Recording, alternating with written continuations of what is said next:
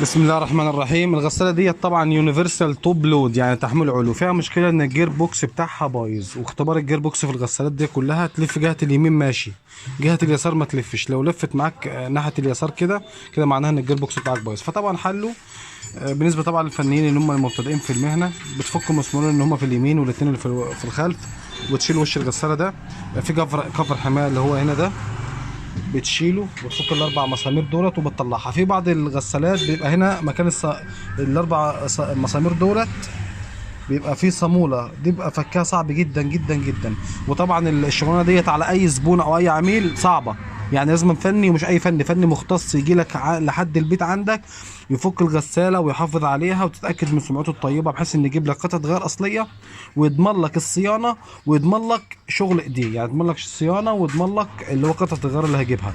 لان في انواع كتيره في السوق دلوقتي مش مظبوطه ومضروبه. انا بتكلم على السوق المصري، اما السوق السعودي ما شاء الله الحاجه بتيجي من الوكاله، يعني من التوكيل اصليه.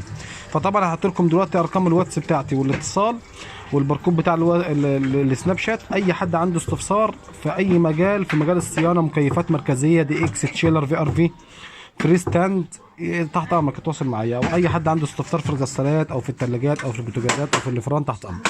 وطبعا الورشه ديت بتاعت اخويا محمد ابو زيد في القناطرين اشمون المنوفيه، مركز الزهراء. طبعا الغساله احنا طبعا فكينا الجزء ده جزء تاني في الفيديو، طبعا هيبقى على اليوتيوب كله جزء واحد.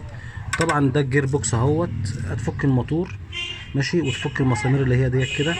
طبعا كلام الفنيين. اما اي عميل اي زبون هتفكر انك تغامر تفك حاجه كبيره او صغيره في الغساله، فلا تلومن الا نفسك.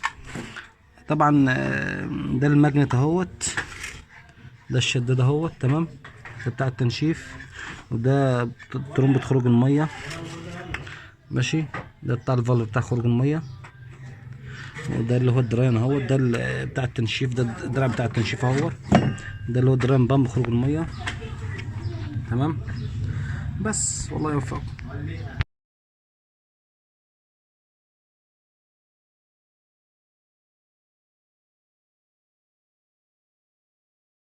وطبعا دلوقتي احنا فكينا اهوت الجير بوكس اهوت، الجير بوكس اهوت بتاع غساله يونيفرسال. طبعا الجير بوكس بنسبه يعني 1% بتصلح. سمع ده كده، سمع ده كده، ده كده معناها بايظ. الجير بوكس ده بايظ اتغير. اتمنى اكون افدتك.